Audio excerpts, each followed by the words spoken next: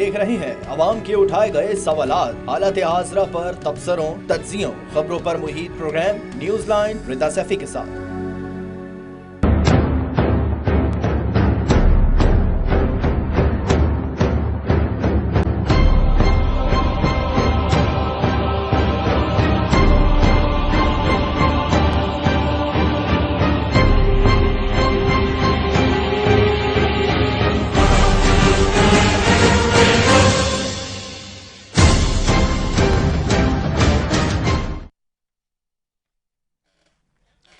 अस्सलाम वालेकुम, मैं हूँ रिदा सैफी। नाजरीन, आज की सबसे अहम तरीन खबर यह है कि बिलाखिर अल्लाह अल्लाह करके और एक तरफ बर्बादी करके मुल्क और कौम का वक्त जाया करके इलेक्शन कमीशन ने पंजाब में इलेक्शन की तारीख का ऐलान कर दिया है।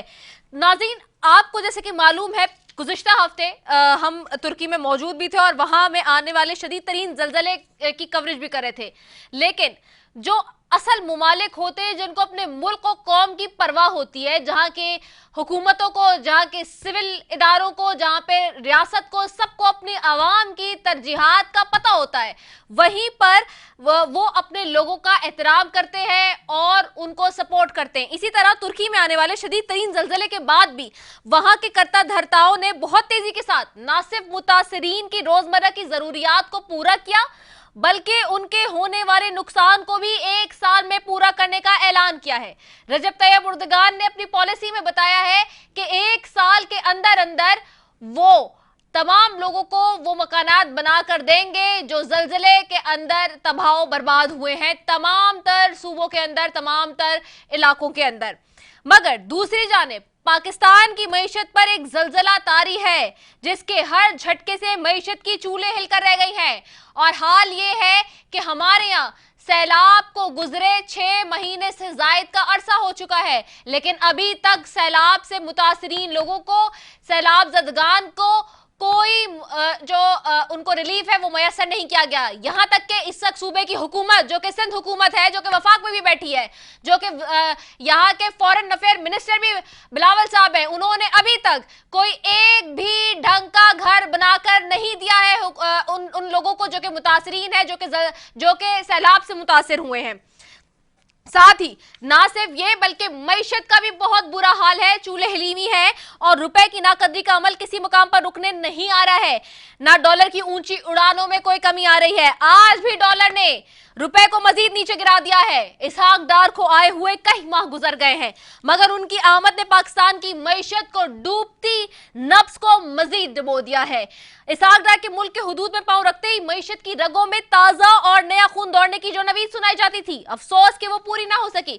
गुज़िश्ता दिनों एक मीडिया टॉक में इसहाक डार ने अपनी हुकूमत में आने के फैसले को दुरुस्त करार दिया था, मगर मईशत दुरुस्त ना होने की सारी बुराई साबिक हुकूमत के सर पर ही रखी। क्या बताया था, आइए सुनते हैं।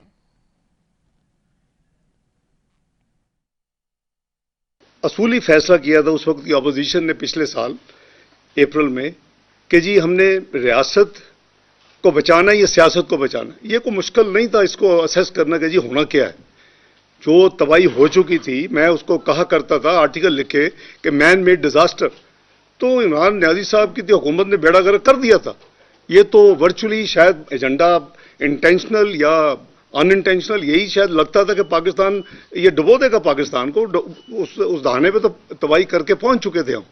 तो एक फैसला किया, मैं तो उस वक्त यहाँ नहीं था और मैं समझता हूँ कि वो फैसला काबिल सताइश है कि जी अपनी सियासत के ऊपर रियासत को तरजीह दी। रियासत है, मुल्क है, तो सियासत भी होती रहेगी। खुदा न खास्ता जो नुकसानात होंगे। दूसरी जानिब पाकिस्तान में सियासतदान अब तक इल्जाम तराशियों से बाहर नहीं निकल रहे हैं, जिसका सारा मलबा मार्केट और मंडी के जरिए आम आदमी पर गिर रहा है। 22 करोड़ आबादी इस सारे मामले और खेल से बहुत ही ज्यादा तकलीफ और अजियत में नजर आते हैं। इस महंगाई में होशरुबा इजाफा हुआ है कि अभी वजीर आजम शहबाज शरीफ की वो पेशगोई पूरी होना बाकी है, जो उन्होंने चंद दिन कबल दरमांदा हाल कौम के बारे में यह कहकर कही थी कि IMF से मुआहिदा होते ही महंगाई में इजाफा होगा। दूसरी जानिब अब से कुछ देर पहले तक लाहौर में तहरीक इंसाफ की रैली निकालने वालों पर पुलिस ने लाठीचार्ज की है, गिरफ्तारियों की भी खबरें आ रही हैं, बदतरीन शेलिंग की है और समझ से बाहर है कि हुकूमत अवाम पर लाठी चार्ज करके किस बात का गुस्सा निकाल रही है। आखिरकार यह हुकूमत इस मुल्क को कहां लेकर जाना चाहती है? हुकूमत की जिम्मेदारी होती है, हुकूमत का फर्ज होता है कि तमाम तर सूरत हाल को, चाहे वो गवर्नेंस की हो या लॉ एंड ऑर्डर की हो या फिर इकोनॉमी की हो, सब चीजों को कंट्रोल में लेकर चले और सब चीजों को अफाम तफहीम से लेकर चले। मगर मौजूदा हुकूमत भी माजी की हुकूमत की तरह सारी वो गलतियां दोहरा रही है जो कि माजी की हुकूमत ने दोहराई थी। हुकूमती हल्के कबूतर की तरह आंख बंद करके रविश अपनी अपनाए हुए हैं। वो हालात को अपनी नाकामियों की हकीकी जाविये से देखने के बजाय फैज़े आम जारी रहने जैसी इस्तिलाहात की ऐनक से देखते हैं। कल मरियम नवाज साहिबा ने शेखुपुरा के जलसे में कहा कि नवाज शरीफ की हुकूमत को जनरल रिटायर्ड फैज हमीद ने खत्म किया था। क्या कहा उन्होंने, आइए वो सुन लेते हैं। तुमने किसी की ख्वाहिश पर इंसाफ करना था या तुमने आइन और कानून के ऊपर रखकर इंसाफ करना था? और आज भी पूरा सच नहीं बोल रहा। ये पूरा सच भी बोलेगा। ये बोलेगा कि वो कुछ लोग कौन थे। वो कुछ लोग शेखुपुरा वालों, ये कुछ लोग वही थे जो शौकत अजीज सिद्दीकी के घर पे गए। मैं नहीं डरती, मैं कहती हूं ये कुछ लोग वो थे, जनरल रिटायर्ड फैज हमीद, जो शौकत अजीज सिद्दीकी के घर पे गया और उसको कहा कि अगर तुमने नवाज शरीफ और उसकी बेटी को जमानत दी तो हमारी 2 साल की मेहनत जाया हो जाएगी। बताओ कौन को कि वो कुछ लोग जनरल फैज हमीद थे। यह हकीकत का सामना करने से इनकार का एक अंदाज है जिसमें दिल को खुश रखना और बहलाना मकसूद है कि अदालत बुला बुलाकर बेहाल हो चुकी है, मगर साबिक वजीर आजम इमरान खान साहब अदालत में हाजिर होने से भी गुरेजा दिखाई देते हैं। जैसे कि आज वजीर दाखिला राना सनाउल्लाह एक प्रेस कॉन्फ्रेंस में बता रहे थे कि अगर इमरान खान 23 मार्च को अदालत में खुद पेश नहीं हुए तो दूसरे तरीके से भी पेश किया जा सकता है। क्या कहा, ये वो भी सुनवाते हैं। एक कल पुलिस के वहाँ जाने से 2 चीज़ें जो हैं वो इस्टेब्लिश हुई हैं जो कि हमारा मकसद था। नंबर 1 कि हमने अदालत के हुक्म की तामील के लिए एक जो है वो मुखलिस और भरपूर कोशिश की है, और दूसरा ये है कि जिसके नाम पे वारंट या जिसे अदालत ने तलब किया है कि वो फ़लाँ तारीख को अदालत में हाज़िर हो, उनको जो है वो पूरी तरह से इन्फॉर्म जो है वो कर दिया गया है। ये दोनों पर्पस जो है वो सर्व हो गए हैं। अब अगर वो पेश हो जाते हैं तो ठीक है, बहुत अच्छी बात है। एक जानिब तमाम सियासी जमातें इस्टेब्लिशमेंट को सियासत से दूर रहने की ख्वाहिश का बरमला इजहार करती नजर आती हैं, तो दूसरी जानिब राब्तों की खबरें हमेशा गर्म रहती हैं। सवाल यह है कि अवाम इस मुल्क के ये 22 करोड़ आबादी ये नूरा कश्ती कब तक देखेगी? ये नूरा कुश्ती में वो पिस रहे हैं। क्या PDM पंजाब इलेक्शन में जाने की पोजीशन में है? क्या हुकूमत वाकई नहीं चाहती कि इलेक्शंस हो? और अगर चाहती है कि इलेक्शंस हो तो फिर क्यों इस तरह के इक़दाम उठाए जा रहे हैं कि एक के बाद एक ऐसा लगता है कि जी बेहंगम सूरत हाल इस वक्त मौजूद है और एक के बाद एजिटेशन की सियासत डेवलप हो रही है, सिचुएशन डेवलप हो रही है। इसी सब पे बात करेंगे जी। मेहमान यहाँ पे मौजूद है। सबसे पहले जी जयप्रकाश लोहाना साहब हैं और साथ ही जी चौधरी नूरुल हसन तनवीर हैं, और तीसरे मेरे साथ मौजूद हैं सेनेटर सैफुल्ला मक्सी पाकिस्तान पीपल्स पार्टी से, चौधरी नूरुल हसन तनवीर मुस्लिम लीग नून से और जयप्रकाश लोहाना तहरीक इंसाफ से। तीनों मौजूद मेहमानों का बेहद शुक्रिया जी। सबसे पहले जयप्रकाश लोहाना साहब आपकी तरफ आती हूँ, क्या मसला है? आप लोग क्यों नहीं जाते? आपकी जो लीडरशिप है, इमरान खान साहब अदालतों में क्यों नहीं पेश हो रहे? रूल ऑफ लॉ की बात करते हैं आप लोग, और आज भी 25 मकामात पे जो लाहौर में रैलियों के हवाले से जाना था उन्होंने, वो जाते बुलेट प्रूफ गाड़ी में, वो इधर उधर जा सकते हैं, सियासत कर सकते हैं, लेकिन अदालत नहीं जा रहे। शुक्रिया रिदा सैफी साहिबा, आपने मुझे अपने प्रोग्राम मदद किया। आज जो आपने देखा कि जो इलेक्शन कमीशन ने आज पंजाब की इलेक्शन का शेड्यूल भी अनाउंस कर लिया है। आज पाकिस्तान तहरीक इंसाफ के चेयरमैन इमरान खान साहब ने इंतखाबात की लाहौर से रैली का शुरुआत करनी थी, लेकिन आज जो लाहौर में आपने जिस तरह देखा, आज लाहौर नहीं लग रहा था, आज लाहौर मकबूजा कश्मीर लग रहा था, आज लाहौर फलस्तीन लग रहा था। आज खवातीन का आलमी दिन है। आज खवातीन के आलमी दिन के ऊपर बिलावल भुट्टो जरदारी यूनाइटेड नेशन में गए हैं शिरकत करने के लिए, उनसे इज़हार यकजहती के लिए, खवातीन के लिए। उसी दिन आज लाहौर में जितनी आज खवातीन के ऊपर आंसू गैस फेंके गए और एक्सपायर्ड शेल फेंके गए, लोगों पे तशद्दुद किया गया है। आज लाहौर एक कश्मीर का समा दे रहा था, आज हमारे कारकुनों को गिरफ्तार किया गया है। मुझे बताओ, अगर आपने इलेक्शन पंजाब में इस जो निगरान सेटअप आया है, जो किसी की ईमा पे आया है, किसी की ख्वाहिश के ऊपर जो बनाए निगरान वजीर अल्लाह, और मैं समझता हूँ उसमें जिनका ये फ्रंट मैन है, आपको पता है किसका फ्रंट मैन है, किसके कहने पे आया है, किसके साथ सऊदी अरब में उमरा करने गया था। आज जिस तरीके से वो उन्होंने आज दोपहर को 1 बजे 144 लगाया है। मुझे बताओ, अगर आप पाकिस्तान में फ्री फेयर ट्रांसपेरेंट इलेक्शन चाहते हो, क्या एक पार्टी को सियासी पार्टी को आप रैली निकालने की इजाजत नहीं देंगे? मैं समझता हूँ ये इलेक्शन कराना नहीं चाहते। इलेक्शन का शेड्यूल आ गया है, लेकिन ये इलेक्शन से भागने की कर रहे हैं। जिस तरीके से आप देख रहे हैं, मरियम नवाज अपनी जुबान चला रही है, वो चाहती है कि हमें लेवल प्लेइंग फील्ड मिले। लेवल प्लेइंग फील्ड मिल सकती है, आपको देने के लिए तैयार है। आप बनाए शौकत खान हॉस्पिटल, आप बनाए नंबर यूनिवर्सिटी, आप करें फलाई काम। आपने तो मुल्क को लूटा है। आपके अब्बू जान ने मुल्क को लूट के आज लंदन बैठा हुआ है। बोलती है कि नवाज शरीफ शेर है। शेर होता तो उसने पाकिस्तान में होना था।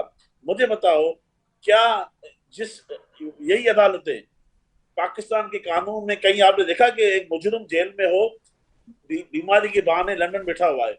आज वो लंदन में इलाज की बात ही नहीं है। पहले जब वो गया, उसने उस वक्त इदारों के ऊपर तनकीद की। आज मरियम जन्नत जमीन का नाम तो लेती है, क्यों जन्नत बाजवा का नाम नहीं लेती है? क्यों उसने अपनी लिस्ट में जन्नत बाजवा का नाम हटाया है? जब नवाज शरीफ हुकूमत थी, नवाज शरीफ गया था, उसको जन्नत बाजवा था, उसको नाम लेना चाहिए। मैं समझता हूँ वो जब उसको, क्योंकि वो रिजीम चेंज ऑपरेशन हुआ है, वो भी किसी के इमा पे हुआ है, किसी के कहने पे हुआ है, उसके हैंडलर्स कुछ और हैं। मैं समझता हूँ जो कुछ आज पाकिस्तान में हो रहा है, ये ह्यूमन राइट्स वायलेशन है। इस तरह का माहौल पाकिस्तान दुनिया के किसी कोने में नहीं है। इस तरह तो बनाना रिपब्लिक नहीं है। मैं समझता हूँ अगर इमरान खान, मुझे बताओ, इमरान खान हर अदालत में उसने पेशी की है। तोशा खाना की बात करते हैं, तोशा खाना में नवाज शरीफ बताया ना, उसने जब 3 मरतबा वज़ीर बनाए, उसने तोशा खाना में क्या लिया है? आसिफ जरदारी बताया उसने तोशा खाना में आज तक क्या लिया है? बेनजीर भुट्टो साहबा ने क्या लिया है? मोहम्मद खान जुन्ना ने क्या लिया है? सिर्फ इमरान खान की घड़ी की बात होती है। इमरान खान ने घड़ी की एक लीव दी है, घड़ी की पेमेंट की है, उस पेमेंट के ऊपर उसने घड़ी हासिल की है।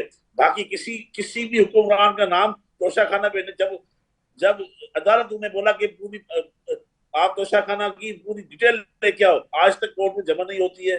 यहाँ सिर्फ और सिर्फ अंधेर नगी चरबट राजा वाला किस्सा चल रहा है।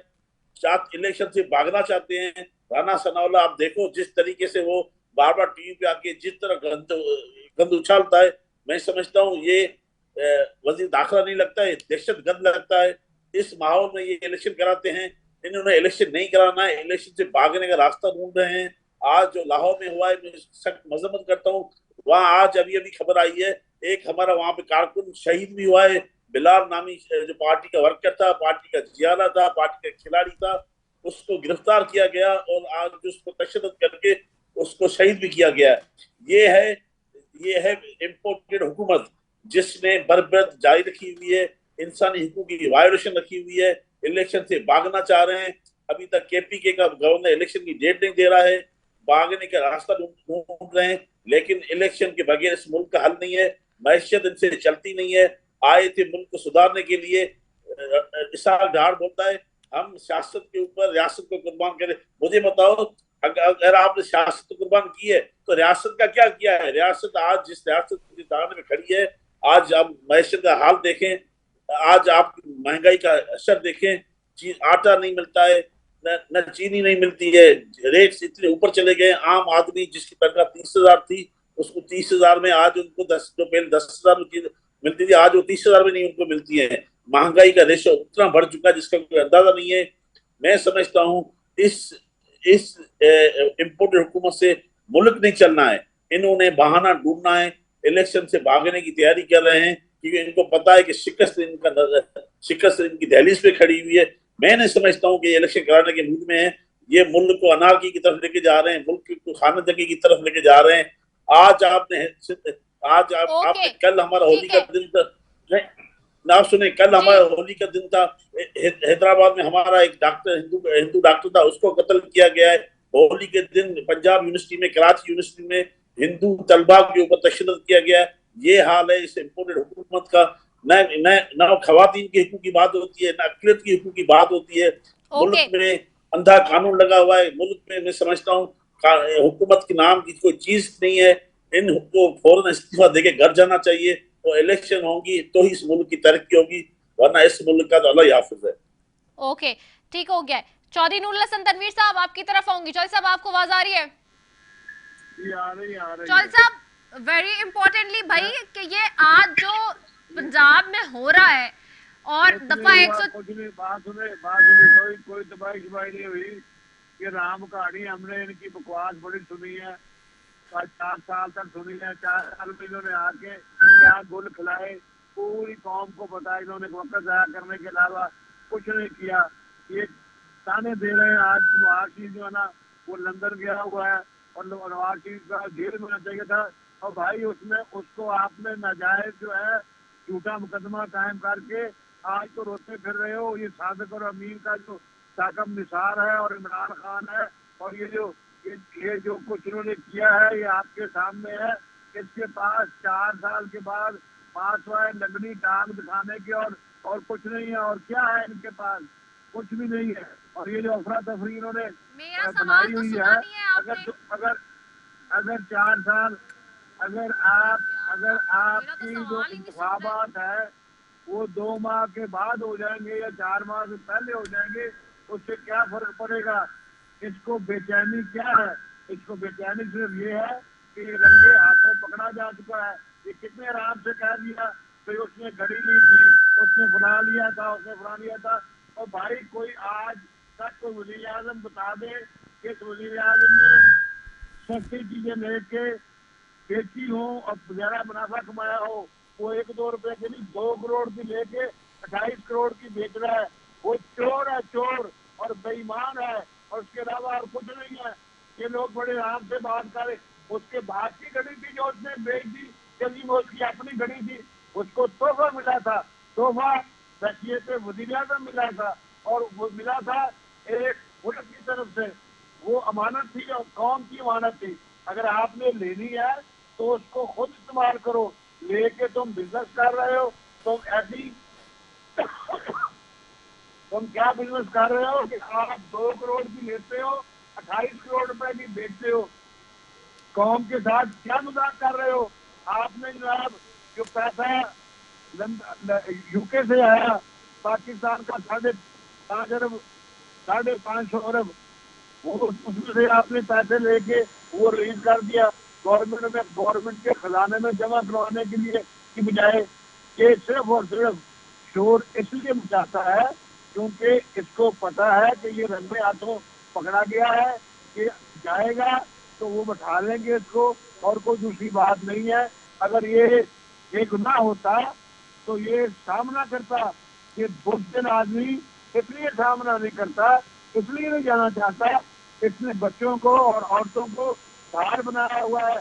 किस किस्म का बेशर्म लीडर है कि ऐसा लीडर मैंने पाकिस्तान की हिस्ट्री में बोले देखा।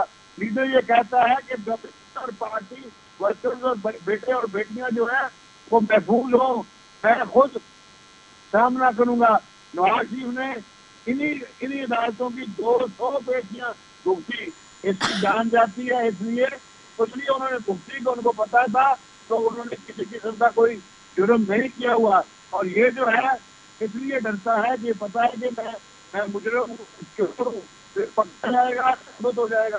क्या फॉरेन फंडिंग जो है इसके ऊपर साबित नहीं हुई? इसके ऊपर साबित हुई है। इसमें क्या इंडिया इसराइल की शामिल नहीं है? क्या अमेरिका के यहूदी शामिल नहीं है? उसमें शामिल है। पाकिस्तान में सियासत की है और ये बात कर रहे हैं नमूल यूनिवर्सिटी की और उसकी नमूल यूनिवर्सिटी क्या इसके बाप का सरमाया है? वो पाकिस्तानी कौम ने उसको सपोर्ट किया। शौकत खानम जो है वो पाकिस्तानी कौम ने उसको बना के दिया है। नूरुल हसन तनवीर साहब, मेरा सवाल भी सुन ले। अब आपने अपनी बात तो कर ली। चौधरी साहब मेरा सवाल तो ले ले। इसमें अपनी बहन को दिए हैं इन्होंने। सिलाई मशीनों से पैसे नहीं मिले अरबों के। वो अपनी गाना जो है वो चौधरी साहब आपको मेरी आवाज आ रही है?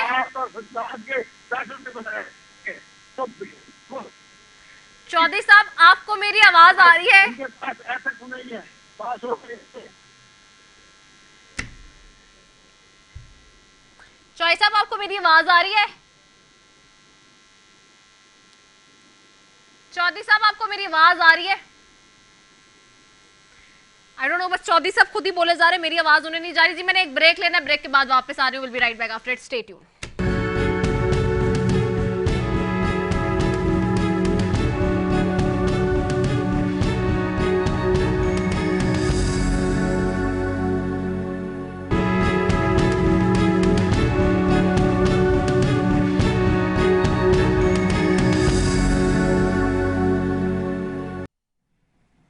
Welcome back. आपकी तरफ वापस आऊंगी। चौधरी नूरुल हसन तनवीर साहब, मुझे ये बताइए कि 4 लोग मर रहे हैं, लोग तशद्दुद का निशाना बना रहे हैं, पेमरा ऑर्डर निकाल रहा है कि नहीं जी दिखाना ही नहीं है रैली और ये सब कुछ। मुझे एक बात बताइए, यही सब जब माजी की हुकूमत कर रही थी तो हम आपके साथ खड़े हुए थे, कंडेम कर रहे थे कि जी ये बिल्कुल गलत है। आज आप लोग को ये बात अक्ल शरीफ में नहीं आ रही कि वही सब कुछ आप रिपीट कर रहे हैं जो वो करते थे? नहीं, आवाज नहीं आ रही समझ। जी चौधरी साहब आपको आवाज आ रही है मेरी? नहीं आ रही। जी चौधरी साहब मेरी आवाज आ रही है आपको? आप बहुत दूर से आ रही है। जी जी चौधरी साहब अभी आपको मेरी आवाज सही आएगी। चौधरी साहब सवाल मेरा यही है कि माजी में जो आप इनकी हुकूमत करती थी पीटीआई की, वही सब कुछ तो आप लोग भी कर रहे हैं। जी जी जी जी अभी आवाज आई है जो पीपल। जी वही सवाल है मेरा कि जो माजी में इनकी हुकूमत करती थी वही आप लोग कर रहे हैं सबको। जी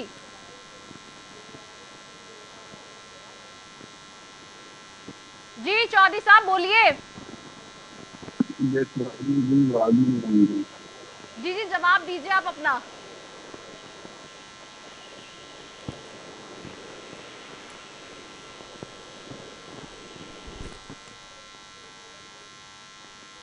चौधरी साहब आपको आवाज आ रही है मेरी?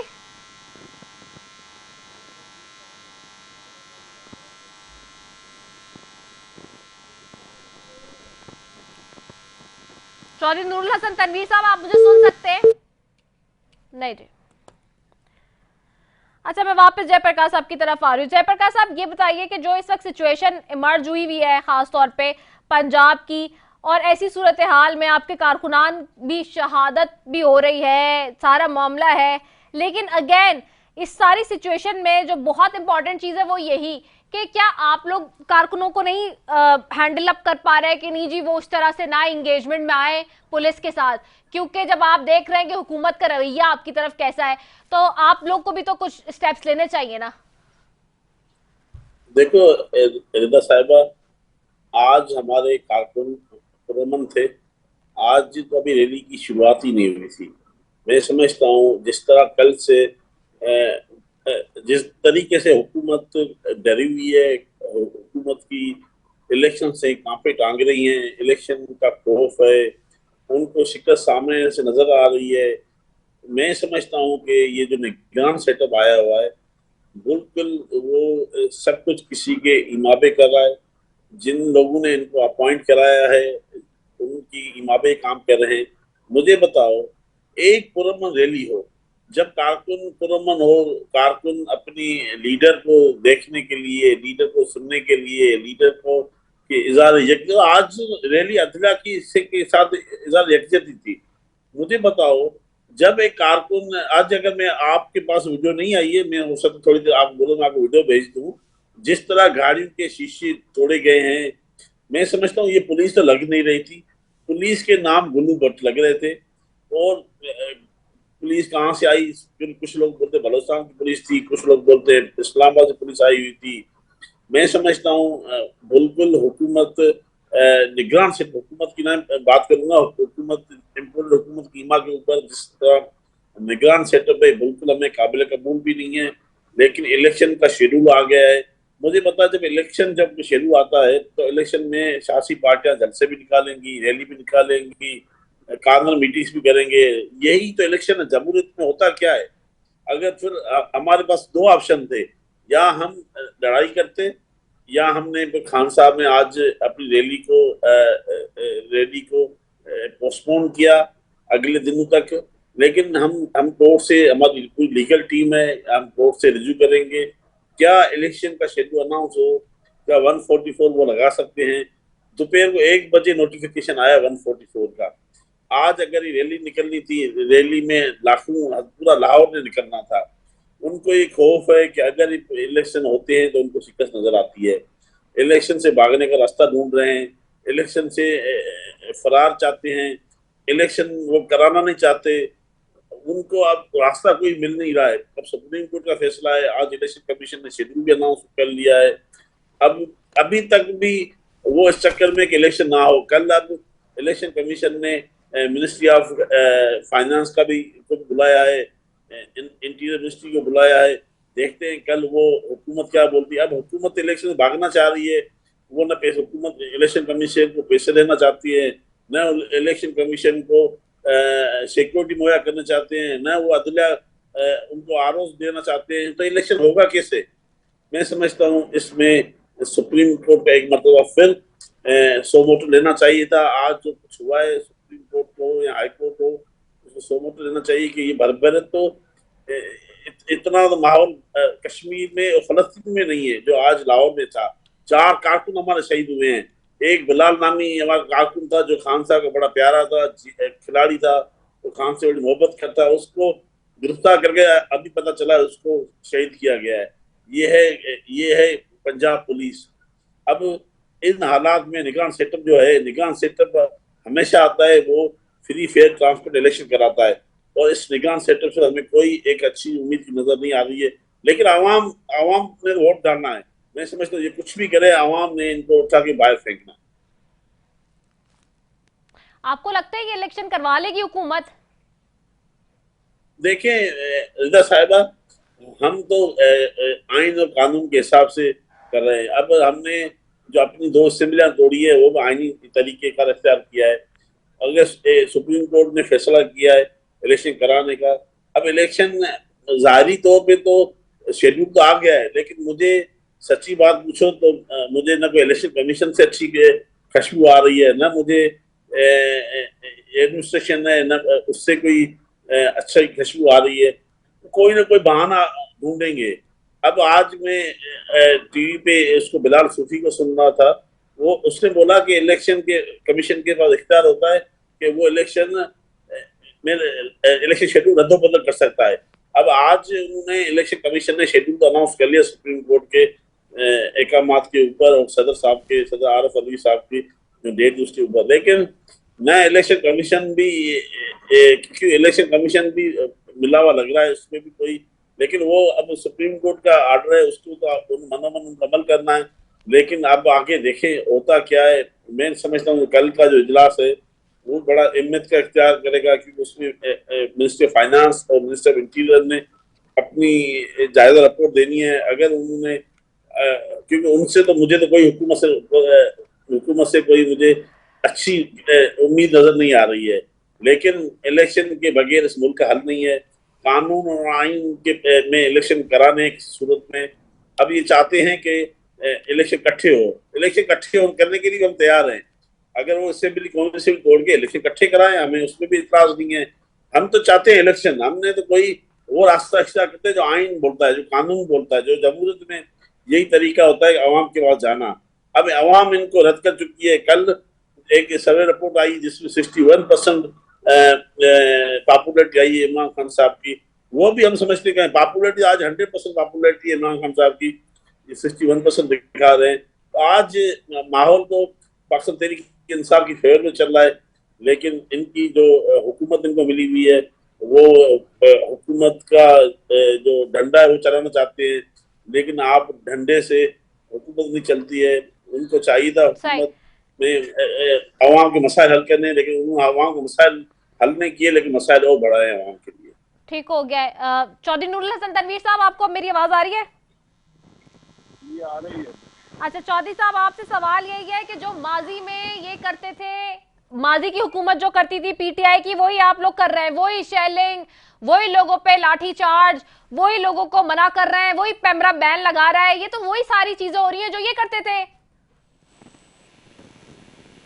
तो जब ये करते थे सारा कुछ, तो अब ये किस तरह एतराज कर सकते हैं?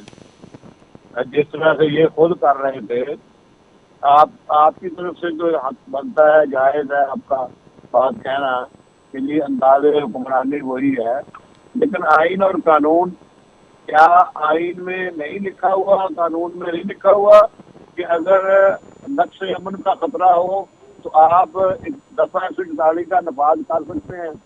और क्या इनका मानना उसके इनके ऊपर फर्ज नहीं है? उसके बावजूद अगर ये बदमाशी करते हैं तो इनकी सफाई नहीं होनी चाहिए।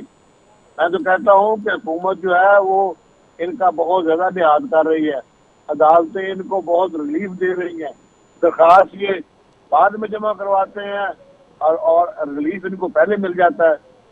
इसके बावजूद ये खुश नहीं है, और ये अगर इसके बावजूद खुश नहीं है जी, तो फिर ऐसा तो नहीं होगा कि भाई आपकी अच्छी भली जो हुकूमतें थी, सूबाई हुकूमतें, और आपने उनको उनकी असम्बलियां उनको तोड़ के हुकूमतों को खत्म करके फिर कहते हो इलेक्शन करवाए। इनकी तो ठुकाई होनी चाहिए। ये डिस्टेबलाइज करना चाहते हैं मुल्क को, ये मुल्क के दुश्मन है। सर ठुकाई, एक बंदा मर गया है ऑलरेडी। चौधरी नूरुल हसन तनवीर साहब, अली बिलाल नाम का बंदा मर गया है एक आज इस सारे सिचुएशन में। बात सुने, 4 दिन आप इंतजार करें, 4 महीने, उसके बाद आपकी हुकूमतें हैं केपी में और आपकी हुकूमत है पंजाब में, आप चला रहे हैं, चलाते रहे। आप लोगों की फलाह के काम करें, लोगों के लिए प्रोजेक्ट्स करें, लोगों के लिए आसानियाँ पैदा करें। नहीं, मैं ना मानू की पॉलिसी बना के हुकूमत तोड़ के और अपना इलेक्शन का मुतालबा कर रहा है। फिर हम जो है, ऐसे तो नहीं है कि जो ये चाहेगा वैसे ही खेले, वैसे ही सारा कुछ होगा। ये तो मुल्क से खिलवाड़ कर रहा है, खेल रहा है। जब तुम कौमी असम्बली में भी हार गए, तुम्हारी अक्सरियत खत्म हो गई, तुम्हारी हुकूमत खत्म हो गई, तो फिर तुम्हारी जिद क्यों है? तुमने पहले कौमी असम्बली तोड़ दी और उसके बाद फिर जब कौमी असम्बली जब सुप्रीम कोर्ट ने बहाल कर दी, तो उसके बाद जो है जब आप हार गए उसमें, उसके बाद आप इस्तीफे दे के बाहर आ गए। अब इस्तीफे दे के बाहर आए, उसके बाद कह रहे हैं कि नहीं हमने इस्तीफे नहीं दे रहे। इतना झूठा शख्स जो है, इतनी झूठी जमात जो है, इतने झूठे लोग जो है, क्या मुल्क को कौम की इनको करनी चाहिए? ये अमानतदार है, वोट तो अमानत होती है, ये उसके साथ खिलवाड़ कर रहे हैं। ये इस काबिल नहीं है कि ये कौम की नुमाइंदगी करें। मैं तो कहता हूँ बाई डिफॉल्ट अब 6 सीटों में इलेक्शन करवा के उनको जीत के फिर कर दिया, फिर इलेक्शन उसके ऊपर हो रहा है। आज फिर इलेक्शन कमीशन ने ऐलान किया है 7 सीटों के ऊपर इलेक्शन होगा। तो भाई अगर तुमने इलेक्शन उसके सारे के सारे जितने पैसे हैं वो बनी गाला का इसका महल बेच के उससे पूरे करने चाहिए।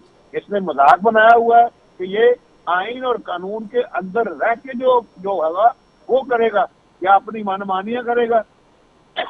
इसके दिमाग में एक डिक्टेटर बैठा हुआ है, ये जमहूरी लीडर नहीं है, ये अपनी ख्वाहिशात के ऊपर चलता है। आपने आइन और कानून के मुताबिक चलना है। आइन और कानून जिस बात की आपको इजाजत देगा वो काम आपने करना है, ना कि जो आपके मन में आए वैसे होगा। वैसे नहीं होगा। वैसे जब आप ग्राउंड में होंगे तो आपको तो इंसाफ के दोनों तराजू जो है वो बराबर करने पड़ेंगे। ये नहीं है कि एक शख्स जो है वो 200 पेशियां भुगते और दूसरा जो है वो लाडला 2 पेशियों में आए और थक जाए। इनको ये कहता है जी कि मेरी मेरी टांग में दर्द है और मुझे मुझे फलानी बीमारी है, हम तो उसका नाम भी नहीं लेते जो इन्होंने लिख के दिया, ठीक है। और उसके बाद शाम को वो तकरीर करता है, शाम को अपना भाषण जो है ना वो झाड़ता है, जो मुंह में आए वो कहता रहता है। ये किस किस्म का लीडर है जिसको अपनी बच्चियों की इज्जत का पास नहीं है, जिनको अपने बच्चों की इज्जत का पास नहीं है, जिसको अपनी ख्वातीन की इज्जत का पास नहीं है, ढाल बना के ह्यूमन शील्ड के तौर पे उनको इस्तेमाल कर रहा है।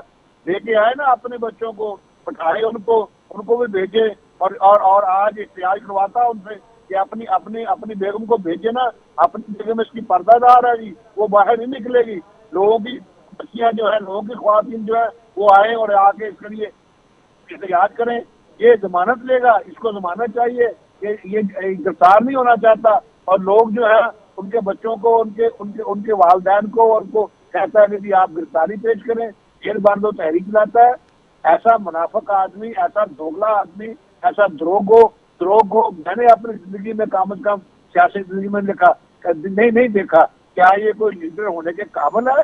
ये इसके ऊपर तो फॉरेन फंडिंग का और इसके ऊपर तोशाखाना का मुकदमा चलाना चाहिए। और ऐसा शख्स जो है और वो जो इसकी बेटी है और उसका मुकदमा चला के जो उसने कौम से झूठ बोला है बगैर निकाह के, जो इसकी बच्ची है जिसको अमेरिकन अदालत ने प्रूव किया है कि यहाँ जो उसका बाप है और वो रहा भी इसके बेटों के साथ रही है यूके में, तो ऐसा झूठा शख्स जो है वो हमारे मुल्क का वज़ीर-ए-आज़म होना चाहिए। क्या और सी ऐसी खराबी है जो इनमें नहीं है, लेकिन इसके बावजूद मिठाई और बदमाशी ये है कि अपने आप को कौम के लीडर और अपने आप को मुखिया पे बना के पेश करता है। जो अपने बच्चों के लिए कुछ नहीं कर सकता, वो मुल्क को कौम के बच्चों के लिए क्या करेगा? कुछ नहीं करेगा। ना इसने 4 साल पहले किया, 1 करोड़ जहाँ नौकरियां दूंगा, 0 नहीं, 50 लाख घर दूंगा, कोई घर नहीं दिया। मैं जॉब दूं, मैं जो हूँ ना आसानियां दूंगा, किसी किस्म की कोई आसानी नहीं दी। 4 साल में मासवाए भाषण के, नारों के, झूठ के कुछ नहीं दिया। उसके बावजूद आज जो है वो फिर हालात अगर ये काबू कर लेता तो बेहतर रहता। जब इसके हालात इसकी कंट्रोल से बाहर हो गए तब इसको हटा दिया गया। आईनी तरीके से कौमी असम्बली में वोट जो है इसके पास हमायत नहीं रही। एमक्यूएम ने इसका साथ छोड़ दिया, काफ लीग ने इसका साथ छोड़ दिया, बलोचिस्तान अवामी पार्टी ने इसका साथ छोड़ दिया। इसके पास अक्सरियत कौमी असम्बली में नहीं रही। जब आपके पास कौमी असम्बली में अक्सरियत नहीं रही तो आपकी हुकूमत खत्म हो गई। तो सब्र करो आप भाई, तुमसे काम हुआ नहीं, दूसरों को करने नहीं देना। ये मुल्क को डिस्टेबलाइज कर रहा है। इससे ये कोई लीडर नहीं है, बल्कि ये फितना है, फितना।